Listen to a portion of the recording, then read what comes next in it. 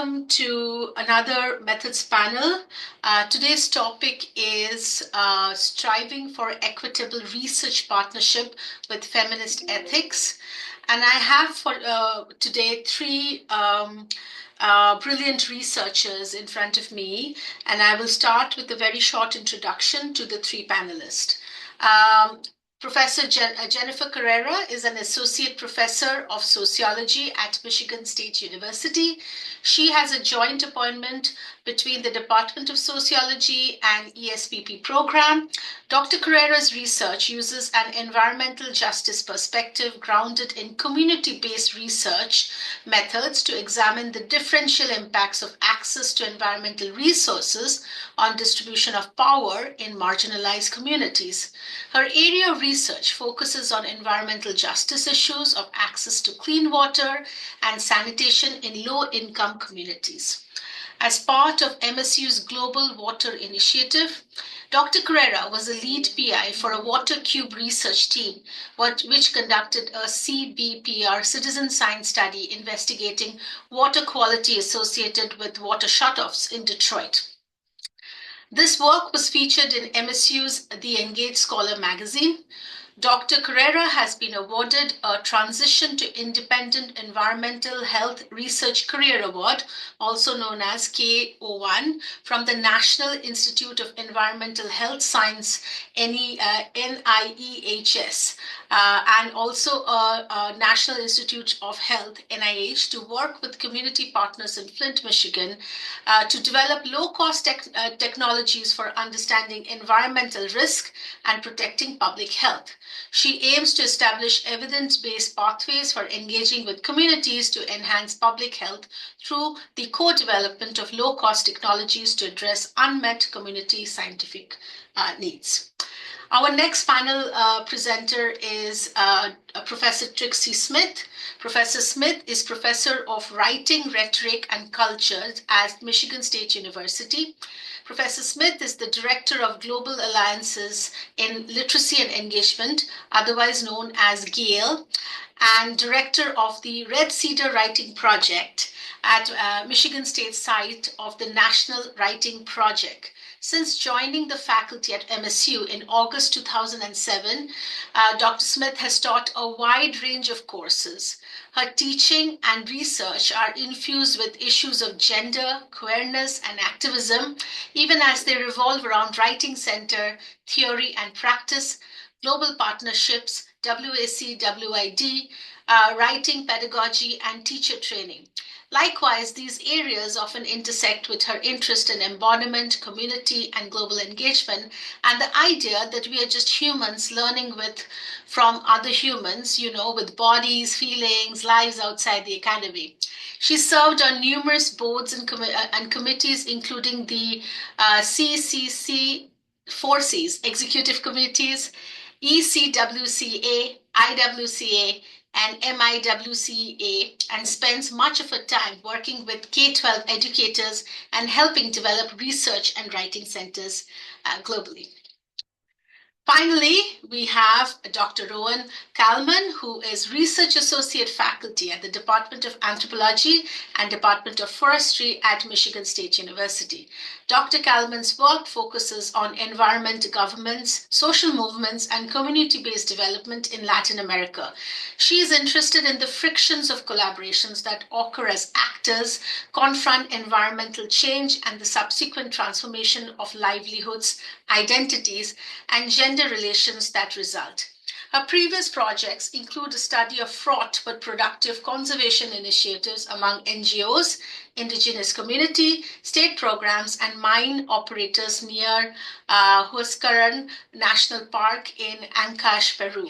In her current research role, she designs methods and analyzing outcomes for state-sponsored community research conservation in Peru's Amazon, part of an interdisciplinary project with MSU Forestry, Peru's Ministry of Environment, and the Pontifical Catholic University of Peru. In 2024, she, along with Dr. Lauren Cooper and colleagues from PUCP, were awarded a grant from the Tinker Foundation to support a new collaborative project, which is titled Inclusive and Sustainable Conservation Partnership, an Applied Approach for improving Peru's market-based mechanism strategies for indigenous communities. Please join me in welcoming our three wonderful panelists. Each panelist has around 15 minutes for their presentation. But before we start the panel, I have a quick announcement for the graduate students. So the graduate students who are attending today for RECR training, please stay until the end of the session. We will share a Qualtrics survey so that you can report your attendance to the graduate school. Thank you, and we will start in the order of presentations. So we will start with Dr. Carrera. Thank you. Thank you for having me. I have to turn my self-view off so I don't get distracted. I am, as Dr. Chowdhury introduced, I am an environmental justice scholar. Are you able to see this slide? So I'm an environmental justice scholar. I was hired at MSU to focus on environmental justice issues around water access and affordability in the United States. And actually when there we go. So when the Flint water crisis started to unfold, I was expected to be an expert on what was happening in Flint. I was invited to a number of speaking engagements where I was to analyze and assess, interpret why the events were happening as they were in Flint. Actually, I was thinking about it. The very first speaking event that I was invited to was actually with the Gen 7 at the end of 2015, which ended up establishing some important relationships and partnerships for me forthcoming. But it was a really weird thing to be expected to speak on what was happening in Flint, given that I had no history there. I'd never even been there.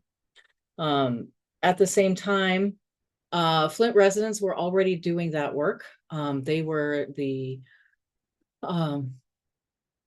really the boots on the ground in every way we could imagine for collecting data and thinking about what was happening in their community, asking questions, observing, really doing meaningful empirical data analysis to understand their circumstances and bring their circumstances forward to achieve some sorts of meaningful outcomes and responses from public actors.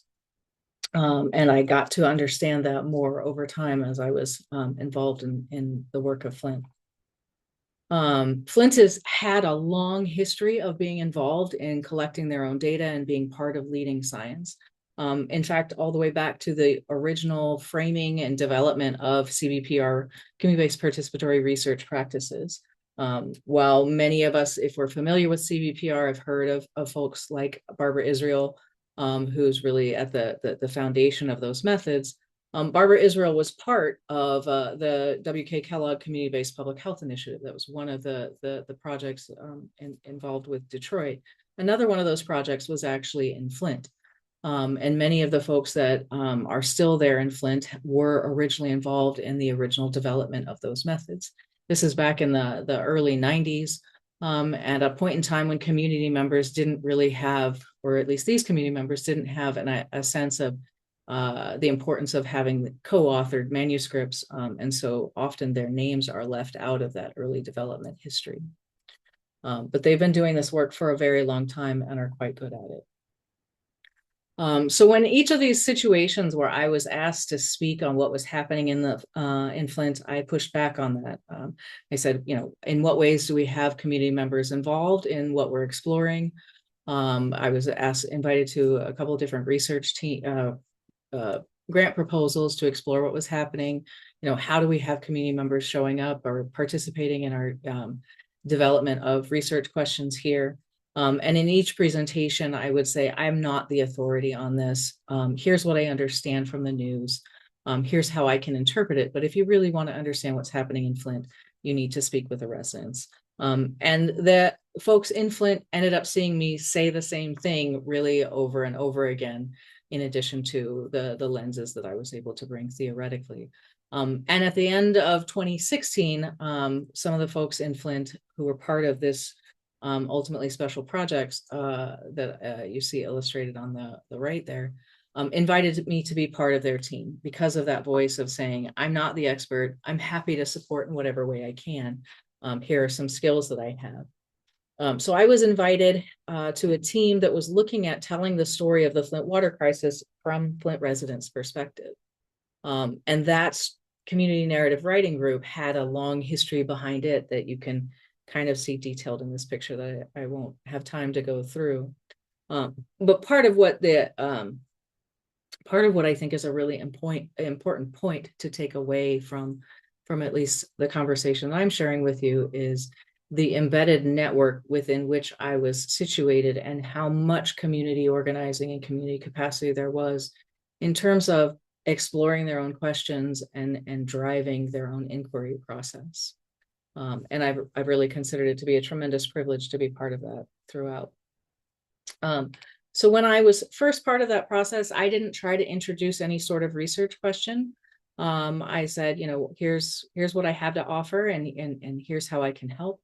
We participated in a lot of focus groups, conducting focus groups and using archival data that was various town hall meetings that had been transcribed, that were publicly available. And we used that information to really develop that narrative of what did Flint residents want to tell about the story of what happened with respect to the water crisis.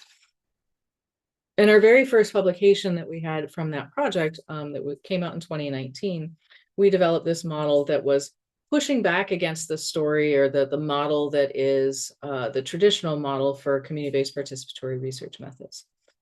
If you're familiar with these methods, or familiar with the inquiry, familiar with the thought process of participatory methods, there's a continuum of research methods from really co-optation and tokenism up to community empowerment and control over a research process. But even that we were kind of pushing back on because a lot of those models with CBPR juxtapose academics versus community. And that's really problematic because a lot of the folks in Flint have a tremendous amount of not only lived experiential knowledge, but advanced degrees and experience working on research projects. And some of them are academics and scientists. So we've reshifted that thought process to instead of talking about equity between just realized my clock isn't going.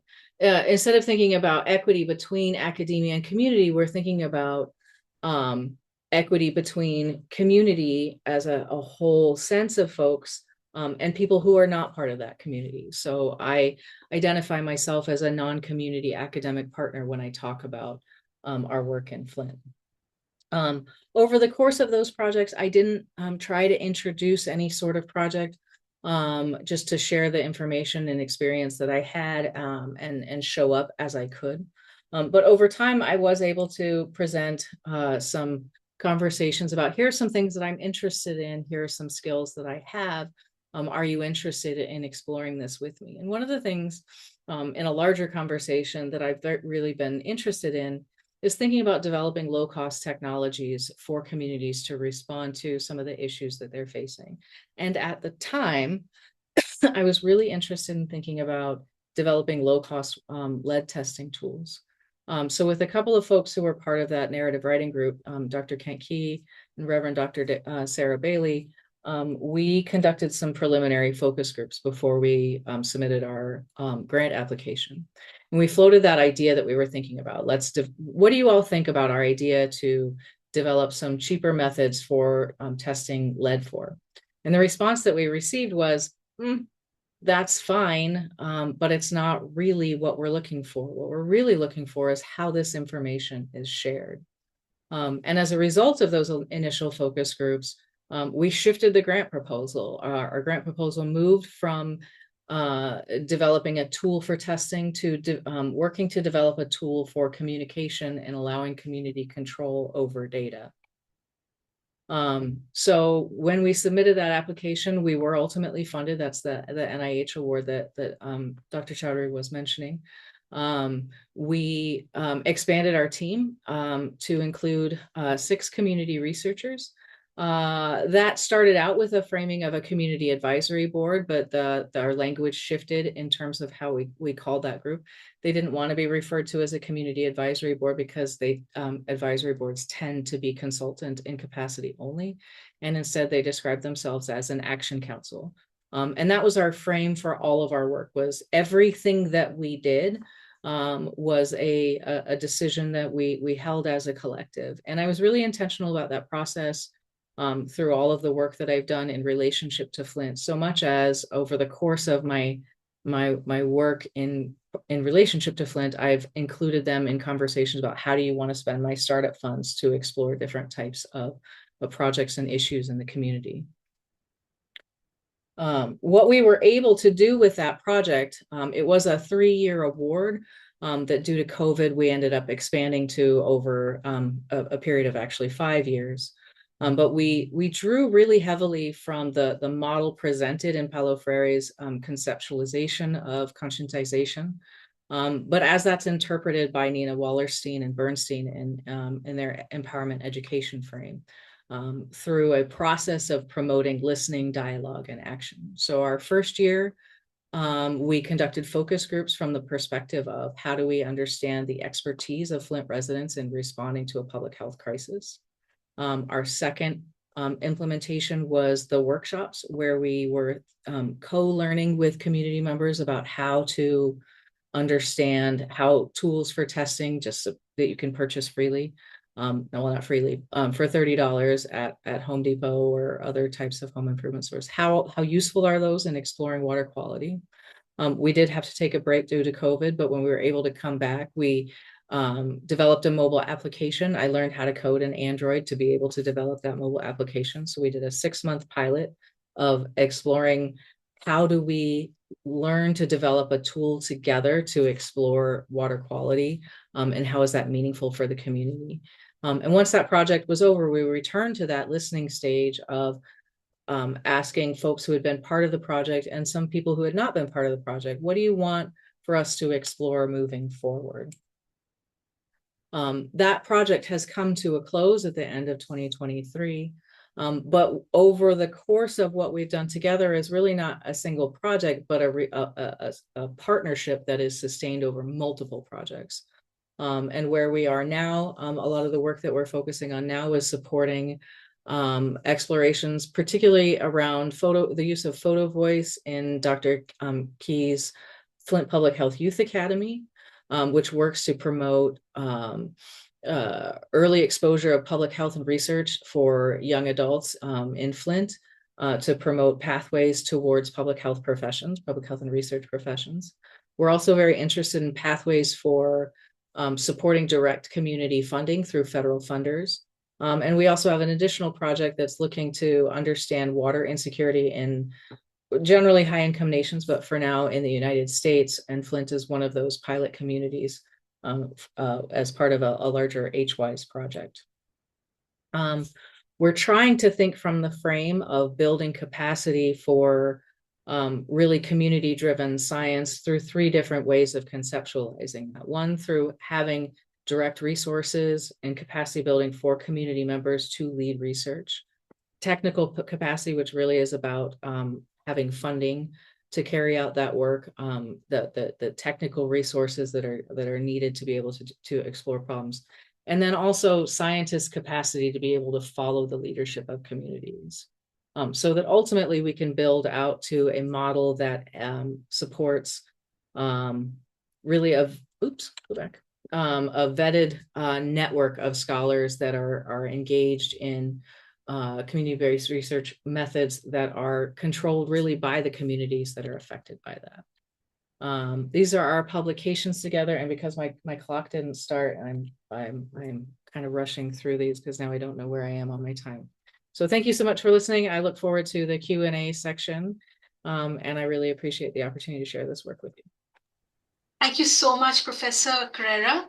I'm going to invite our next panelist, Professor Trixie Smith.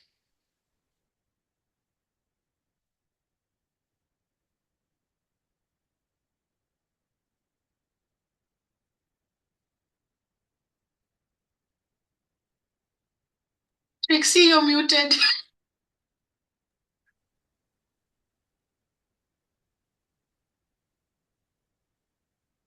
All right, you can hear me now, but I can't get my screen to go backwards, but that's okay. Um, I wanted to start with just a little bit of history. I do want to talk about planting seeds and communication and its importance in doing this kind of ethical feminist research.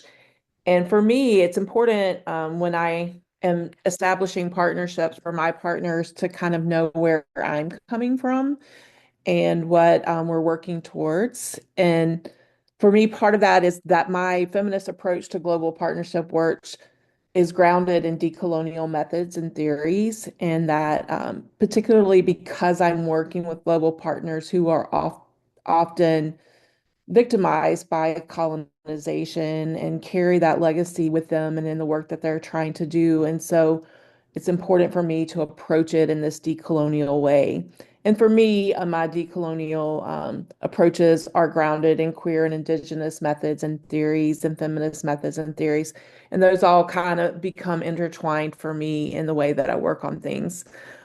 It's also, as she said in my introduction, connected to ideas of embodiment. And so it's really important that I'm working with people. And so even though I'm working with people around the globe, being able to be on the ground with people whenever possible, um, really does help the process of communication. I have found that we can work online and do a lot of things online, but once we are able to meet in person, whether in their location, my location, some other location in between at a conference or something, it does actually change the relationship for the better, and it does open up communication in different ways, even if the communications after that point are still all online or through WhatsApp and email.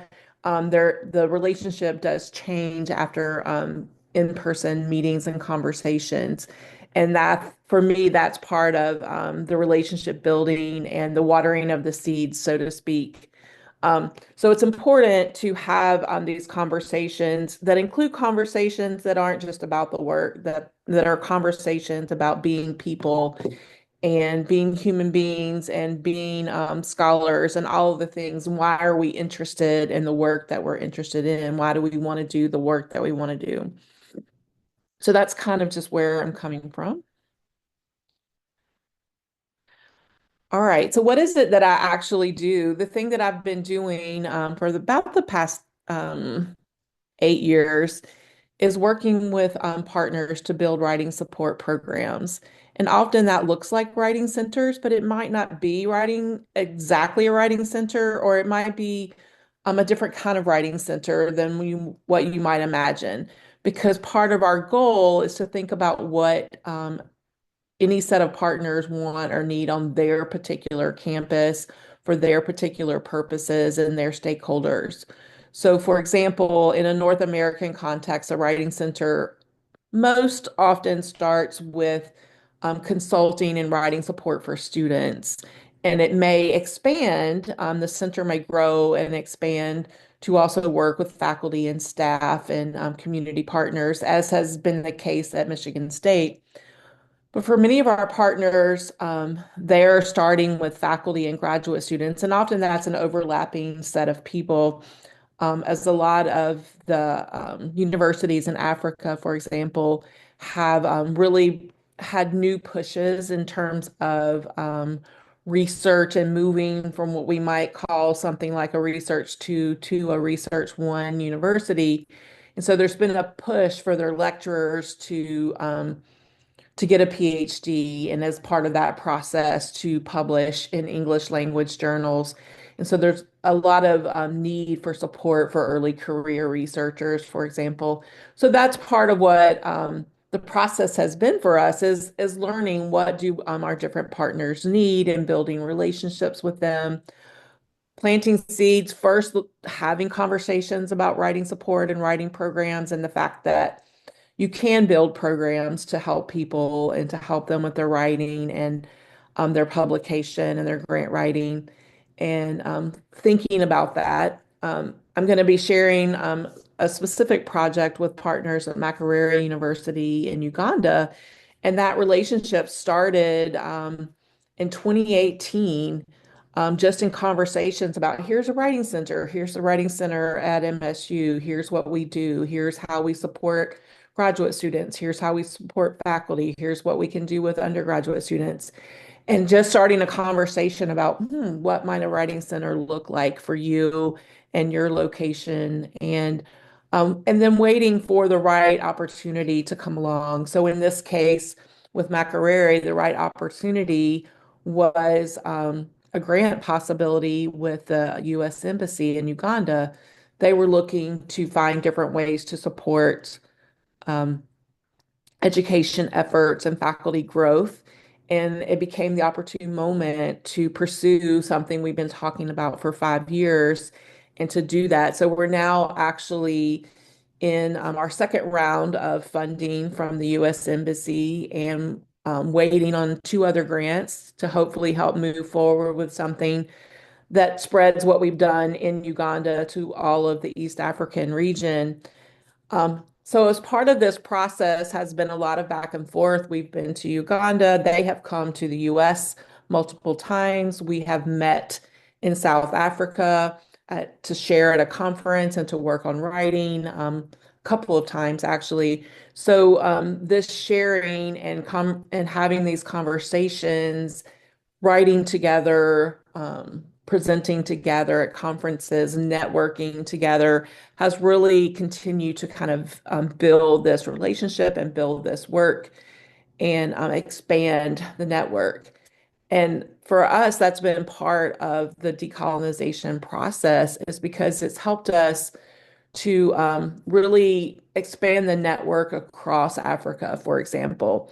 So connecting our colleagues in Uganda with our colleagues in South Africa, with my colleagues in Botswana, and having them learn from each other so that they're not just trying to take models from North America that may not work in their context.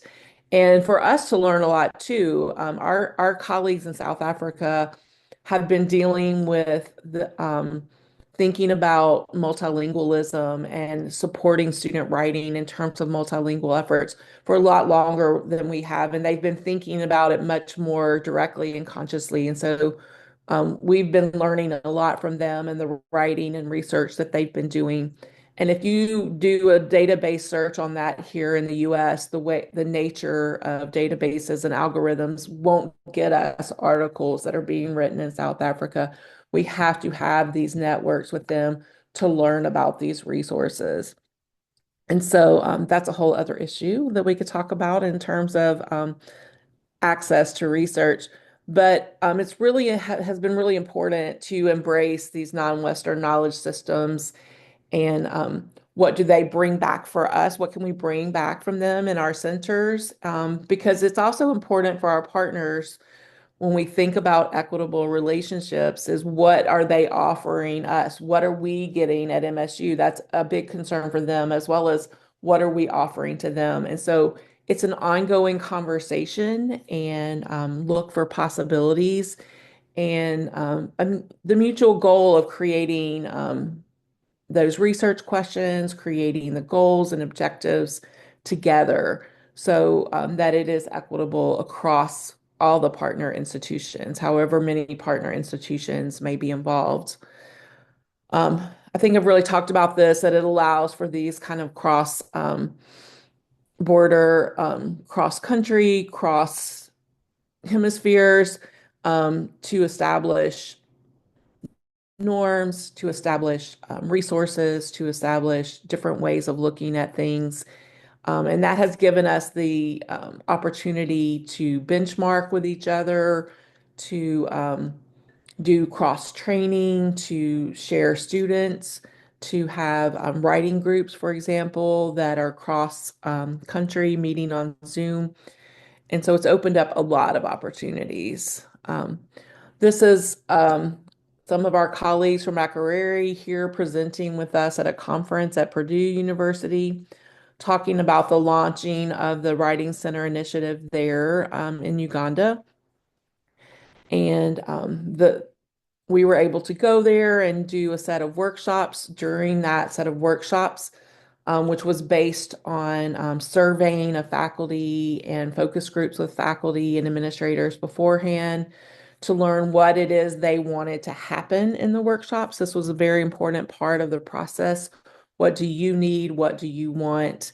And then let's build the workshop trainings to meet those needs. And some of that meant actually changing some of it on the ground once we were there, because what we saw on paper was not actually what we were hearing in the sessions in the first couple of sessions. So there was some moving and revamping of sessions while we were there.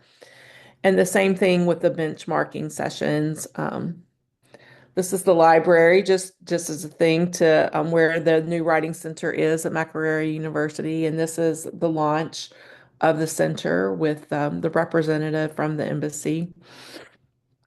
But the benchmarking has been one of the key things for networking and planting seeds across universities. So anytime we have met with our colleagues, for example, in multiple places in South Africa has the longest history in Africa of having writing centers. So there are a number of established centers only in South Africa.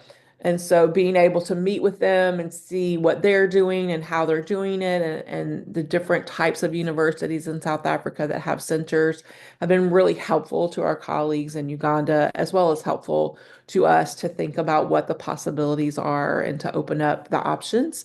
But also, whenever our colleagues come here to MSU, we don't stay at MSU. We've gone to other writing centers in the area, to conferences in the area, to once again kind of expand the possibilities and to continue to expand the network. Um, so that benchmarking has included lots of things like conversations around staffing, resources, funding, hiring, some of the logistics of how centers are run, but also some of the philosophies of how the different centers are run, because they certainly don't all exist in the same way or serve the same populations. And so we continue to see this as part of our own ongoing process as we continue to build relationships and to expand the network with others, and to um, to to to support all of the work going forward. So actually, at some point, we can step out of it if that's what's needed and what's best. And that has included, as I mentioned, some collaborative training and conversations. I think the important part of that is planting seeds and watching them grow, nourishing those. The thing I love about this image right here is this was I was in Botswana for 2.5 months doing a series of workshops on writing supports and writing centers. And I was able to take colleagues from the University of Botswana who were establishing the center there to visit the University of Pretoria, where they have an established center and where I have an established relationship with the director of the center there. But part of the conversation while there was that they're 3 hours away from each other. It's across a border, but it's still only 3 hours, and that they can continue to support each other and work together and do these things. And so sometimes I feel like the networking part of what I do is really just brokering these conversations and these relationships, introducing people to each other and getting the conversation started so that they can maintain and do those other things.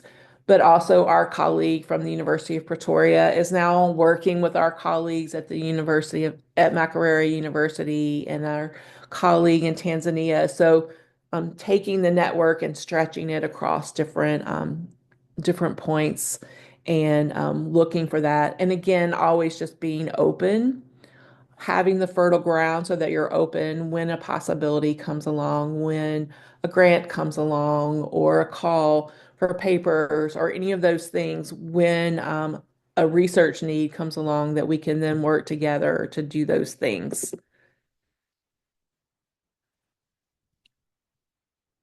Thank you. Oh, thank you. Thank you so much, Professor Trixie, for your wonderful presentation. I'm going to now move over to our final panelist, Dr. Rowenn Kalman. Thank you. Hi, everyone. Thank you so much. I'm loving hearing these presentations and getting so many great ideas. And so let me just share my screen.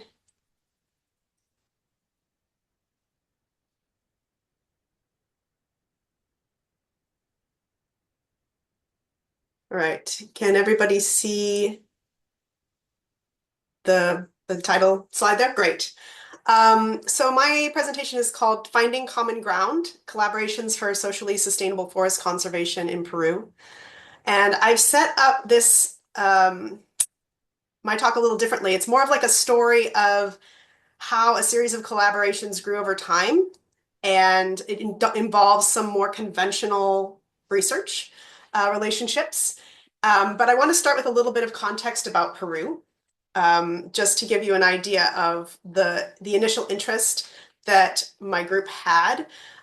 Peru has a large expanse of rainforest, one of the largest countries in the world, and the second largest of the Amazon specifically, and it's around 60% of forest cover.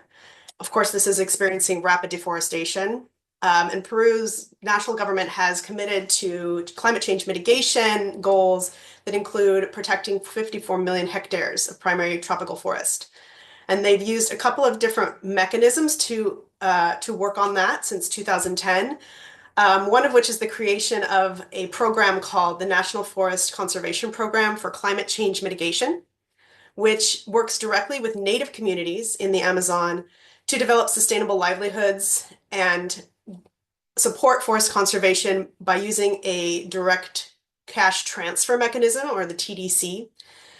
And these communities, if they opt to participate, receive 10 soles per hectare, which is about between $2 and $3 every year for a period of 5 years. So it is a environmental conservation incentive to support forest conservation, and it entails a contract between the government and the community based on some mutual agreements. And on the community side, they have to create and follow an investment plan for that fund.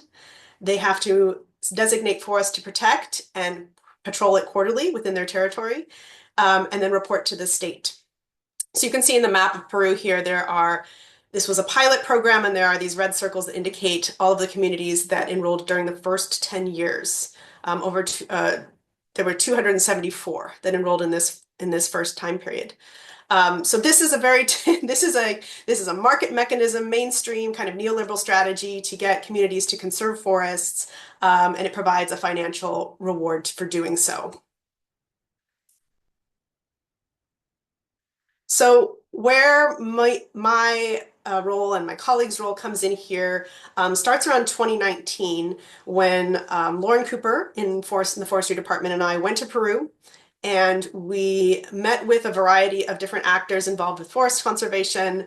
We were very interested in this program. It had been evaluated in terms of deforestation impacts, but not so much in terms of the social impacts.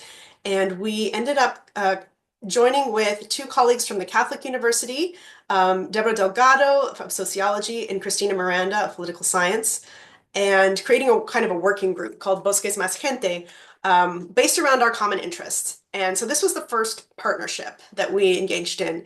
And as part of this working group, we got together, we started to have like these workshops that we led for ourselves to diagnose our interests and kind of identify common ground, which turned out to be the interests in forest conservation, in environmental governance, gender, and community well-being.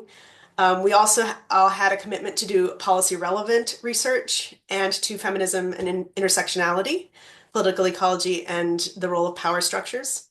So this was our core group of 4, and later we had a couple other members that joined us. But you can see in the top photo, we eventually were able to meet on campus. We formed our group during 2020, so all of our meetings were initially online. And at the same time that this collaboration was being launched, Lauren really was the one who was working very hard to create a relationship between MSU Forestry and the Ministry of the Environment in Peru. And they signed a work agreement around the same time with the objective of doing research on the social and economic aspects of the forest conservation that they were promoting. And And the forest program was interested in like case study information, best practices that they could use for training purposes, and evidence of the impacts of the incentive mechanism. So we wrote a grant together, Bosques Más Gente did, and submitted it to the Tinker Foundation. It was funded. It was called Good for Forests, Good for People, and it focused on 2 regions in Peru, San Martin area, which has experienced a lot of deforestation, and Madre de Dios, which has a lot of much more forested area. And we framed it around these really broad categories of governance, economics, engagement, and social effects.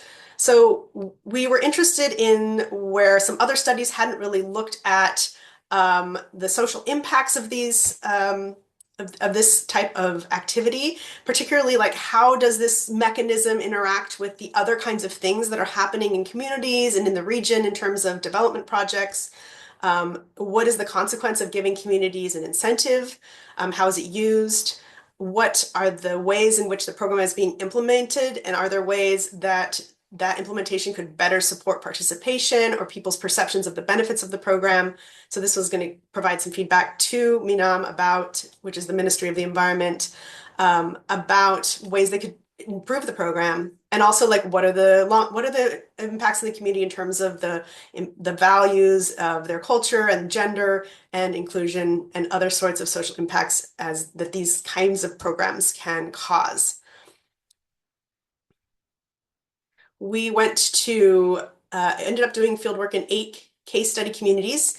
The first part of our research, I should mention, was still during largely lockdown period in 2021. And it included a lot of Zoom interviews. We interviewed government officials. We interviewed the regional technicians that would actually go to the community and introduce this mechanism and get them to sign on and create a budget. And we interviewed NGOs and Indigenous federations, which are political organizations that represent Indigenous communities, and they're run by Indigenous people, and they have a lot of political weight in Peru. We also looked at the document exchange between communities and the government, and did some statistical analysis using databases that were available. But we also did field work in these 8 communities, including interviews and some observations. And I just wanted to share a little bit about that process.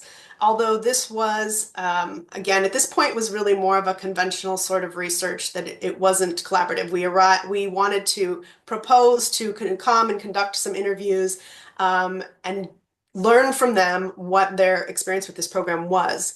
But there was an important process for gaining permission to do the research in the communities that involved sending a formal letter and having meetings, also a lot of communication on WhatsApp. And this is a photo of us meeting with the president of a community, Huascayacu. In this, as you can see, it's still using the masks, although this was past the largest wave of COVID, the 3rd largest wave. So this was our first experience with these communities, and we still have a relationship with many of them. So this is an example of some of the methods that we used. So one of the things we wanted was to collect some Likert data because it is comparable. But I don't know if we've probably all filled out a Likert questionnaire, and they're a little weird, right? So trying to think of a way to make it more accessible to people, we used this slider tool that you can see. The woman in the pink shirt is placing a marker to rate her level of agreement with the statement, and that worked really well. We also did a lot of open air interviews, and were able to conduct field work with the help of some local fieldwork experts that we worked with. I know that the findings are not really the point of this talk, but I just wanted to share some of the things that we found. This gives you an example of what some of those Likert responses did look like. And forest monitoring as one of the components of this program was one of the most positively perceived aspects of the program. So you can see the Likert responses concentrate around agree and strongly agree, with the statements that the forest program has helped us monitor our forests, and that the information generated by the forest program and the patrols is useful. That said, there were still a lot of issues that came up with the way that forest monitoring was implemented in the communities. For example, that not enough data was being shared on, like, the communities were collecting data and sending it to the government, and they weren't getting a lot of information back about what was happening in their territory. They would only get alerts if there had been like a satellite alert of deforestation. Also, the funding was not sufficient to support patrolling. A lot of these patrols would take days and exposed community members to risks for confrontations and for, like, falls or animals. And there were a lot of these risks were not being accounted for by the forest program at all, and the patrollers were undercompensated. And they were not connected to the control offices, which could have helped them in an emergency situation. So those were major issues. Another set of findings was around community planning. Part of this program requires that they take the incentive funds that they're given and create a budget and then follow that budget. So those technicians that go to the community help them set this up. And we had a lot of feedback in the communities that there was not enough time, that they felt rushed, that the technicians themselves admitted that they didn't have time and sometimes weren't even able to meet with, like, a general assembly of community members. Sometimes they only met with the leaders. Communities often have these documents called life plans, that it's like a community-led plan for what they want to achieve and, like, long-term goals. These were not consulted in many cases. And overall, the forest program had no gender or inclusion strategy. So whatever one technician decided to do in the moment, if they wanted to try and do something gender inclusive, like if they wanted to take into account women's schedules to try and have meetings at times that worked for them, they'd have to have the knowledge to do that. They'd have to have the training, and many of them did not. Also, the forest program was not collecting gender disaggregated information about who was participating and who was benefiting. So unfortunately, the interviews illustrated a lot of the typical problems that you see in these kinds of programs, where there was a reliance on women's unpaid labor. Women were experiencing a double burden when they did participate. We had one woman talk about how she had to carry her child on her back while doing patrols. And there were also stereotypes that were being perpetuated both by government workers and in communities about what women were able to do. Another issue was that the economic activities which the communities were required to implement were raising concerns both for the technicians and for the community members that they were going to drive deforestation long term. There were missed opportunities to support subsistence activities or increase the sustainability for those that were farming already of ancestral crops. And so here we have in the interviews someone describing that the new activities were making them forget about the plants or good fruits that we planted in the past. And these new activities, a lot of them are agroforestry. So you plant a set of trees and then those trees eventually produce and you have a sustainable source of income, but it takes them 5 years just to produce the fruit in the case of, for example, cacao. So by the time the fruit was being produced, the program had finished in the community and the project was over, and the community was left to kind of figure out, how to sell it or process it. That is just a taste of the findings of that research, but I wanted to give you an idea. Obviously, there were many, many pieces of critical feedback that we provided to the forest program, and we started by meeting with the forest program leaders themselves to provide this feedback. We had a set of recommendations that we developed. We created a report that had a lot of really detailed examples of how they could implement that. And we also had a virtual meeting with the ministries, including the Ministry of Culture, the Ministry of Women and Vulnerable People, to share these findings. And so we worked really hard to workshop the findings and disseminate them. Some of the pictures here. We also engaged with Indigenous federations when with our results sharing. So you can see there's a panel at the Biodiversity COP15 that my colleagues Rowenn and Christina facilitated that involved some of the people that later became our collaborators on the next project, as well as an in-person workshop in Lima that I presented on in May. So we did a lot of conversations around these results and what the implications were and what kinds of things could be changed within this program, what kinds of things would need to be part of whatever Peru does next, because this program will end and there will be something else. And then, of course, we also shared with an academic audience at conferences.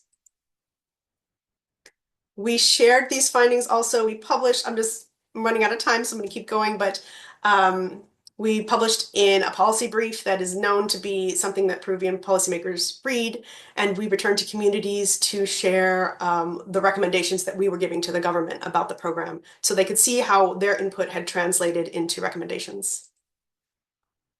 From all these conversations, we identified a set of priority recommendations that included community planning, so incorporating those life plans, doing assessments of ancestral practices or current practices and how the sustainability of those can be improved. The indigenous economy, which refers to the practices that happen outside of market exchange that support subsistence and how those can be supported. Gender equality was a priority of everyone. It was the priority of federations, of communities, and of the national government has a gender policy that requires gender equality to be mainstreamed into all their programs. So this was an area of common ground. And one of the new things that came out of those conversations was the interest in rights and legal framework information in the communities. They needed better information about what their rights were and the kinds of educational and information strategies that they could access to support them when, for example, some entity, whether it's the government or something else, approaches them about engaging in a carbon project, for example. So this was a new area that we incorporated into our new project.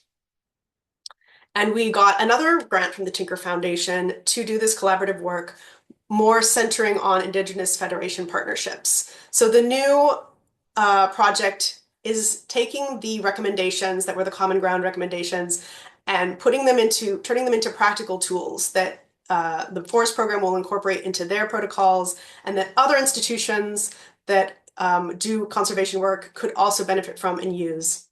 And it also will include tools that communities can use, the kinds of questions to ask, assurances to ask for, and resources that they can access. So this new project reflects a wider engagement of different types of programs, and it involves new types of communities that don't have official title, and a much more prominent role for Indigenous federations and their members who are working with us as co-researchers to develop these tools. And it reflects this longer process of engagement that I have on the right-hand side, illustrated in this diagram, where we started off just listening and then field work, creating recommendations, and now implementing recommendations. So my concluding thoughts here, looking back on this whole trajectory, was, first of all, choose your partners carefully. There are political implications for aligning your work with certain actors and institutions. And so I think that aligning with the government very early on made us very well positioned to have our recommendations be heard and acted upon. But it also aligns us with a certain dominant power structure. And we have written in our publications that this type of activity really needs to be co-designed and co-created with communities, as opposed to just like a top-down format that targets them. And hopefully, I think we're part of the conversation that's moving things in that direction. Common ground is sometimes elusive, but it can entail some strategic overlap. So, for example, the Fepi-Quechua Federation, it prioritizes gender equality because they want to empower women politically. The government is maybe more interested in the gender impacts of their programs, but they have some common ground because they're both interested in gender. So it can work that way, excuse me. And then we also have made a big effort, and I think it's worked well, to frame our findings in different ways so that different actors can hear us. That includes different types of dissemination, publishing academic articles as well as policy briefs, and translating those findings into different formats. And then finally, that research partnerships evolve, and shifts in power do sometimes happen slowly. And so you have to also consider the long-term effects of your relationships. And I'll end there. Thank you. Thank you so much, Dr. Kalman. Thank you to all the panelists. I'm going to hand over to Dr. Burr, who will now start the Q&A sessions. Great. Thank you, everybody, for your presentations. This is honestly a real treat to be able to hear about this. It's how I would like to spend my Friday. So thank you for all joining us. We have a couple of questions for everybody on the panel. And then after that, we'll open up for questions from folks who are in the webinar. So to start, and I'll put these into the chat after I've asked them, just so you can go back and look. But you all have experience with establishing research partnerships in new places, and often in communities where you're an outsider. So I'm wondering, especially since we have so many grad students here today, for grad students who are preparing to conduct community engaged research for their dissertation, one challenge that they might face is deciding how to draft research questions that are both important to the literature and to the community that they'll be working with. So for students who are trying to draft a pre-dissertation or dissertation proposal, how would you advise them to strategically prepare for that challenge? And also, how might that apply to other researchers as well?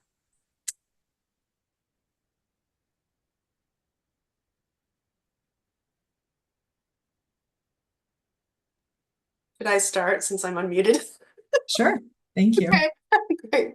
Well, I think a good starting question is to ask yourself, who's the community? Who's the community that you're seeking to work with? And why that community? One of the things that has worked well, if you're able to do pre-dissertation research, I think that's so valuable. It's just so valuable. It's going to change your perspective, and it's going to help you have those early conversations that are really necessary. I have a hard time imagining how you would write a proposal without that kind of engagement. And I think it can also, sometimes it can be online. There are situations in which that would work. I think also that for graduate students, it is important that also you have chosen something that you're passionate about, because you're going to be working with that topic for a long time. And so make sure you do the due diligence of ensuring that you're going to meet your own needs. And then within that, look at the broader relevant categories that could be interesting to people, whether it's health, whether it's environment, whether it's political participation. And from my experience, I've talked about common ground. I think that's a right place to look for common ground.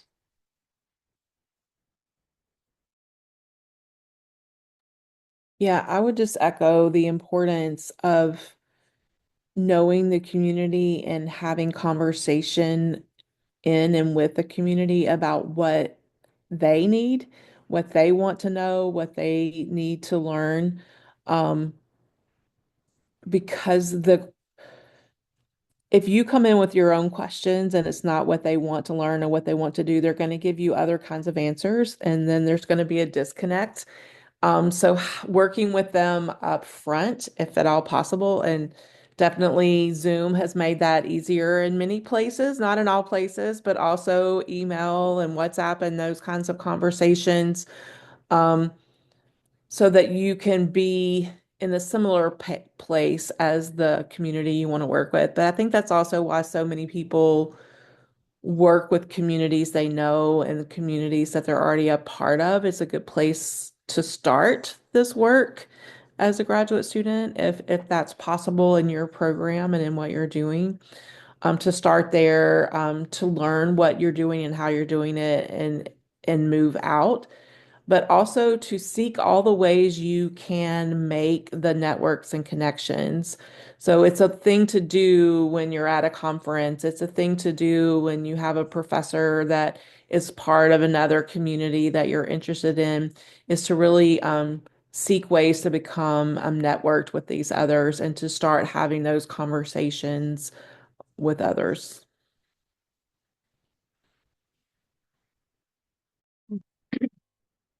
What I would add to this is start from a place of listening.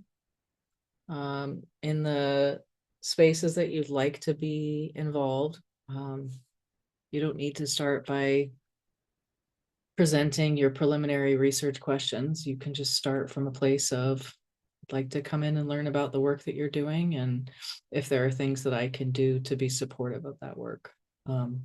I would also, I think that the graduate experience is challenging in terms of its constraints. You have a time constraint. You also don't know where you're going to be at the end of that. So I'd be forthcoming about those constraints. I really want, if my graduate students are going to plan to do long-term, engage meaningful work, that they have a long-term commitment to that community. But that's a really hard thing to be able to do. You might end up getting a job. Like, I really want to do work in Flint. Great, but you don't know if you're going to stay in Michigan. So what does that mean? And what are your commitments? Are you really willing, if you get a job in California, to keep flying back and forth to Flint and maintain those communication lines? I will say that COVID has changed the way that we engage, and that a lot of folks are a lot more comfortable doing this type of a format. But I really think we need to be intentional about vulnerable populations and how we're showing up to provide them with benefit in a meaningful way and not just extraction.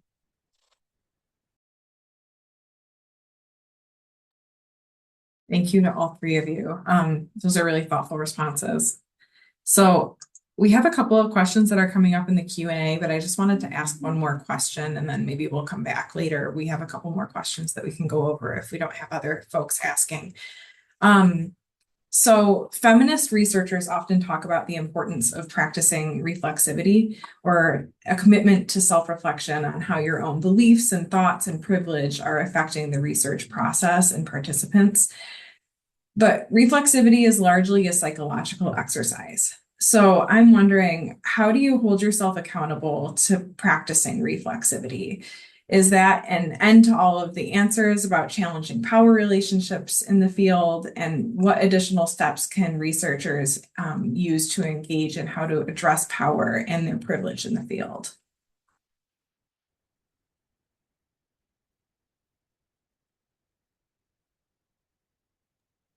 I think I would echo Jennifer in that you start with from a place of listening, listening to yourself as well as your partners.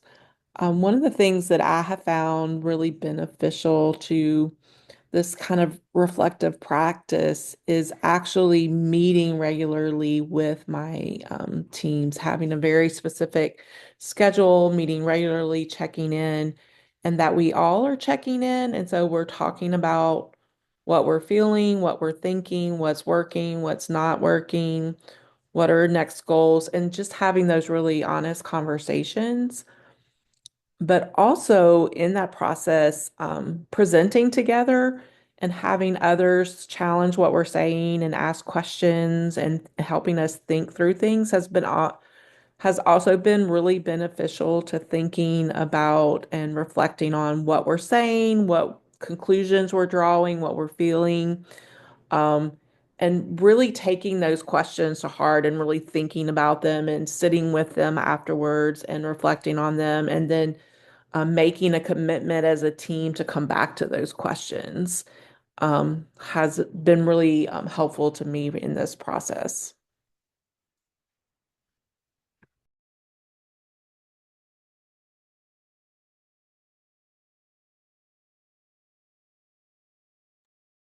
I would add that reflexivity is an ongoing process. It's not a destination. That any of these kinds of assumptions about who we are and how we show up in a space are always contingent, based on where our partners are, where we are, certainly, but where our partners are, where politics are. And I'm always, while I'm really, really grateful of the relationships that I have and feel extraordinarily privileged to be part of the projects that I've been invited to be involved with, I'm always mindful that I am there on invitation, and that can be revoked at any time. And merely because my partners I have a good relationship with my partners and they see me in a particular way, does not mean that that would be how everyone in the community feels. So we can't ever speak to a place of the community sees me this way. No, my partners see me this way, and that's really meaningful to me. So that's a tricky thing to navigate, and there are some tensions there. But I think the important thing is this is no matter where you are on your career trajectory, reflexivity is an ongoing process. I agree with everything that's being said. And I think also for me, the thing about reflexivity is that we can self-analyze all we want, but our view of ourselves and of how things look from our standpoint is always partial. Like that's something that we get from feminist theory and the concept of like situated knowledges and intersectionality. So you really have to be in conversation with others, with the people that you work with. And also, I think great colleagues and mentors can be important resources as well. Someone mentioned, I think Trixie mentioned being in the public eye can really help and give feedback, get feedback. I also feel like there's been times because in my situation, there's a lot of different types of relationships happening. And so I'm not always paying attention. I may be thinking about one type of power relationship, but then some other thing comes up and I'm like, oh, I forgot about that. And that, I mean, that's happened recently with some of our collaborators that I thought things were going really well and we were being really egalitarian. And then I found out later someone was feeling maybe squeezed out a little bit. So just knowing you're going to make mistakes also and being ready to adjust and respond to that. Great. Thank you, you guys. So I have several questions from guests. So I want to get started on asking those. This one is specifically for Dr. Smith. So what are some of the specific outcomes of your collaborative work in Uganda, Botswana, and South Africa? And how could these outcomes mirror decolonial approaches in Africa?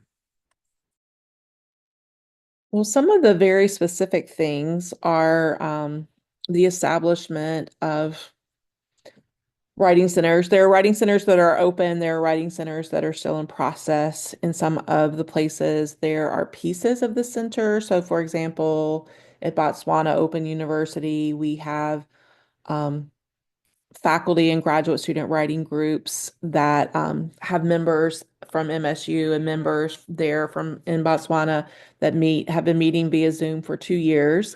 And some of the things that have come out of that have been publications and conference presentations, and some of those that have really helped the partners in Botswana with part of their original goal, which was to publish in English language journals and to do those things, and to always view them as lead authors on these pieces has been really important to that process.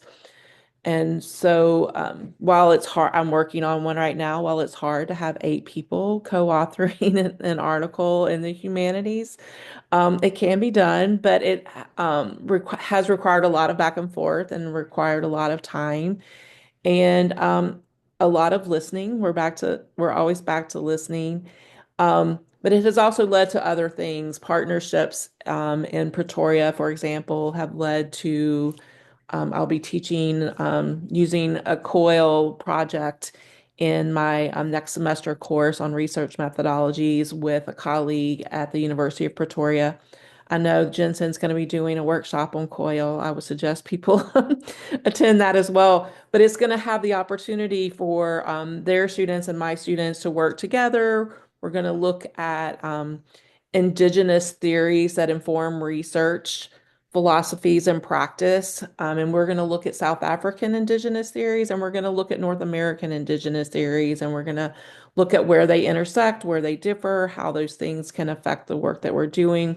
So they lead to this opening up of the conversation on both sides, and which I think is really important. And hopefully we'll build some other networks and some other possibilities for the graduate students on both sides to develop relationships, to develop other research, and to do those things. So that's just a small piece of what's coming out of that.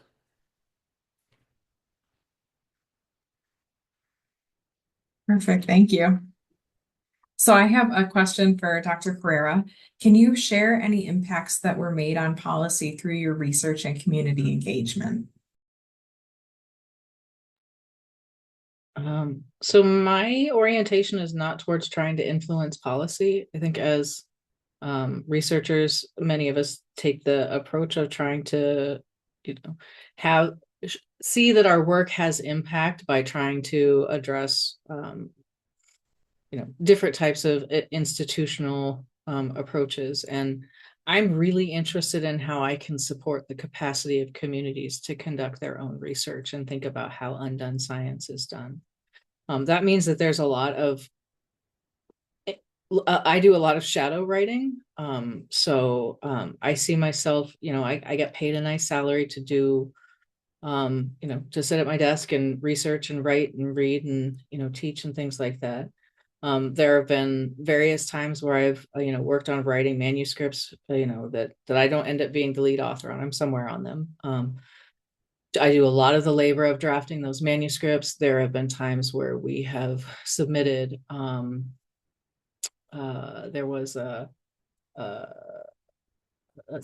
don't remember what it was called now, but a note that was to the special rapporteur for the UN when they were coming to meet with folks in Detroit. I will say that, even though my priority has not been on trying to influence policy, I did have kind of a cool thing happen a few weeks ago. I was reading a journal article. I was reviewing a journal article that had actually cited some work that I had done for my graduate dissertation, where I had co-authored with one of the community members in Lowndes County, Alabama, and she's gone on to be highly influential around environmental justice issues in the United States.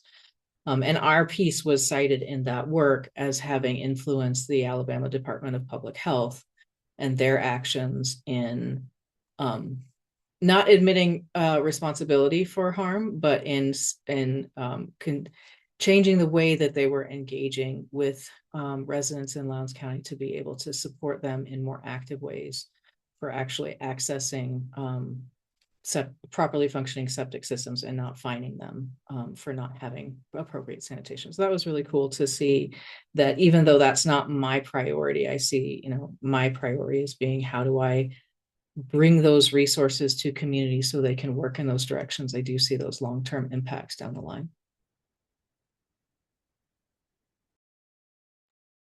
Yeah, that's great. And based off of your presentation, it sounds like that's something that the communities have asked from you.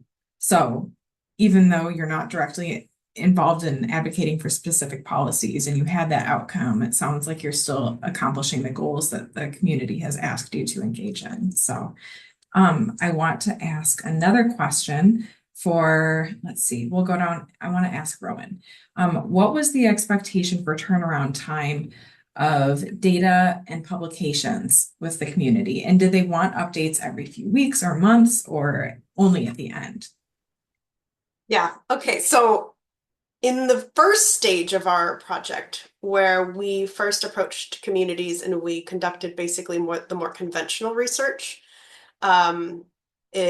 this was based on the agreement that we were going to write a report and return that information that they were sharing to the Peruvian government to instruct them on what they needed to be doing differently. So I don't think there was no interest in there wasn't a huge buy-in because it wasn't at that point an engaged research. And so returning the results to them was basically returning what the recommendations that we were sharing and having a conversation. We did have a conversation with them about did they agree and if they had anything to add, things like that. So it wasn't a one-way, it wasn't a one-way data sharing, but it was really more about the conclusions. In the new project, I don't know yet. We're still in conversation about that. We're still trying to figure out a lot. This is new territory for everyone that was on the initial team between MSU and the Catholic University. So we're figuring out how it's going to work and who's going to be in charge of which aspects of it. But there will be frequent points of communication throughout. And it's actually really helpful to hear some of these other examples from Trixie and Jennifer about how they work things, because I have a tendency to information dump.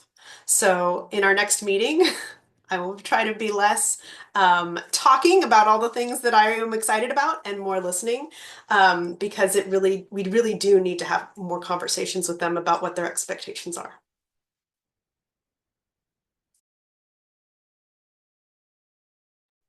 Great, thank you. For Dr. Smith, can you share how your interdisciplinary work, or how interdisciplinary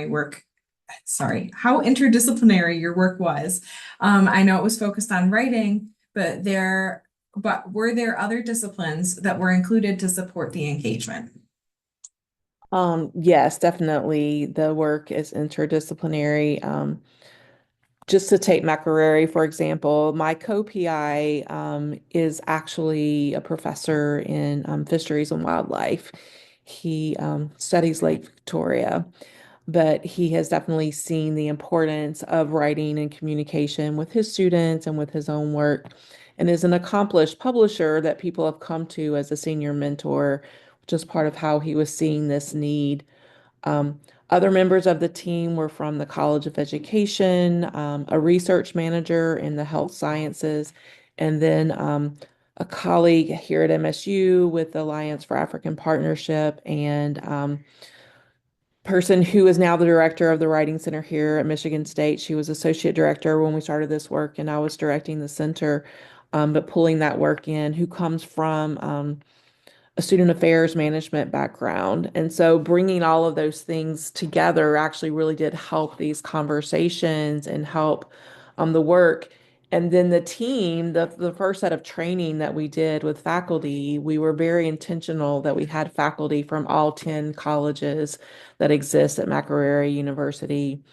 And then the upper administration asked to pull people in from some of the upper administrative teams, like their Directorate of Graduate Studies and Research, their grants office asked to have people in the training. And so we were pulling people from across all the colleges. We were making sure to have gender equity was also part of their goals in terms of who was in the thing. And then as we assigned the early career researchers to senior mentors, we had those from across all the disciplines, because we were definitely seeing the Writing Center as the university writing center that was going to serve all faculty, and then eventually students. And in our training of the first writing consultants, we've pulled, there were 10 in the first training that represent about 6 different colleges. So that's been really important to the work. And some of the other places where writing centers are already established, we are mostly working with people who are in humanities or literacy programs, because they don't have English and writing programs in the same way that we do in the US. But communication is often in a humanities or literacy kind of program, or through a college of ed. So we find a lot of our partners being there. So we're always looking to bring people in, because we know that writing support programs are going to support people from across all the disciplines. And so it's really important to think about how writers how they're writing, what they're writing, who their audiences are in different fields and in different areas, and pulling their expertise in. Thank you for that question. Yes, thank you. Rowenn, how did you handle the language barrier during fieldwork? Yeah, so I typed an answer, but we worked with local experts. This is the nice thing about having a grant, is you can hire people. So we worked with regional experts to help do the field work, and then within communities as needed, hiring someone locally. And so just to be clear, like we have a kind of a larger group of people that were involved, but I didn't go to 8 communities personally. I went to 2. I went to 3. But so we kind of could divide up the work, but we had the protocol established ahead of time, and our fieldwork experts were really amazing, and they had a lot of experience. So they were able to not only kind of deal with language differences, but also just contextual differences. The way people talk and kind of knowing what's going on in the region really helps understand and contextualize people's answers. So that's how we dealt with that. Great. So I have a question. If you are in the middle of your dissertation, Is there a way to integrate more community engaged scholarship principles midway? And I just want to say, up until this point, I feel like we've talked about a lot of strategies, just that I'm trying to pull out and glean from what you were all talking about. And of course, we talked about the importance of doing, like, laying the groundwork of relationship building and listening to people. And for grad students, that might look like doing pre-dissertation research. And in this case, if you've already conducted your dissertation research, you don't have the chance to do that. You can do focus groups, whether in person, you can do them on Zoom if in person is not possible. Trixie, we're talking about doing benchmarking sessions along the way to see where people are at. And the importance of WhatsApp can't be understated, because it creates this avenue for talking with people in an actual relationship building way that's not as formal as maybe email would be. And so many people have WhatsApp now. When I do my own international research, I think I do 50% of my work is conducted on WhatsApp. So I love that that came up in the talk as well. But when you get to the point of being halfway through dissertation, how would you suggest that people bring in the more community engaged aspects or methods? Well, one thing I do with my graduate students, if they were working with communities already, is to make sure that there's a lot of member checking in what you're writing. So sharing what you're writing with community members, to see that your understanding matches their understanding. Sometimes they have a little more nuance they want to share with you. Sometimes you're just wrong and they want to share that with you. Sometimes it will just open up a new conversation. They're like, oh, I hadn't thought about it in that way. Sometimes if you're really in the middle of it, there's not a lot you can do right now, but you can start planning that next project that's going to take what you've done and then turn it around perhaps and reflect it back with in the community. So how do you work with them? Also, what does the community need from this research? Maybe there's a different deliverable than the dissertation you turn into your committee. I've had grad students who built a website for the community because that's what they needed. They held, some kind of community meeting for them and to share their results just so they could open up the conversations in the communities. So really, a lot of it depends on what your research is and who you're working with, but there are certainly ways to open it back up and to start listening if you haven't been, or to listen more and to have conversations with the community.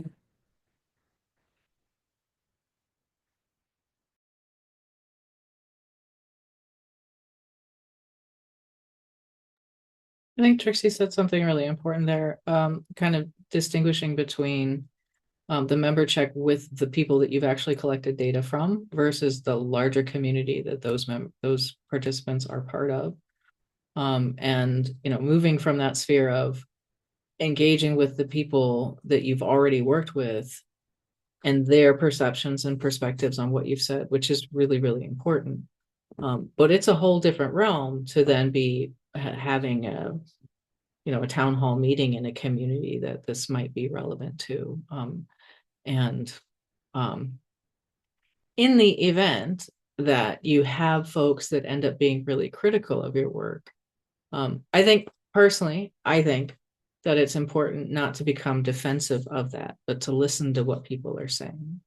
That even if you were capturing something in what you were talking about that was describing something that was upsetting to them, and you're the representation of the upsetting thing. So, I work in a majority Black community, and I'm a white-bodied person. It could end up being that, the things that, I represent the institutions that are causing harm. It's okay for me to hear about how my embodiment represents those institutions that are causing harm, and I don't need to defend them, and I don't need to become defensive of them, but just to sit in a place of where people have the opportunity to express their pain and frustration and have somebody hear them. And that'll go a long way towards something that looks a lot more like action, where people actually have the opportunity to speak and be heard. So there's layers to this. But be prepared that when you're talking to someone who wasn't who you actually collected your data from, for them to have a very different interpretation of what's happening in your community. Yeah, these are all wonderful answers. And I think our situations are so different, you know? So it's hard for me to, not knowing your particular situation, whoever answered this question.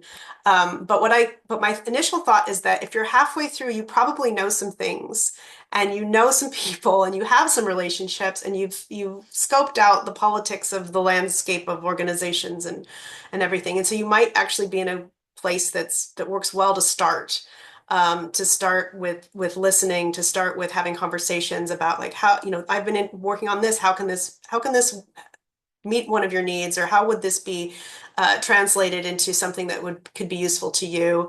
It doesn't have to become your whole dissertation. It could be like a little side project, or it could be an additional feature that comes out of your dissertation. And it might be just like look like a different deliverable that you create specifically for some audience. And you know, I mean, I did long-term ethnographic field work and things change so much.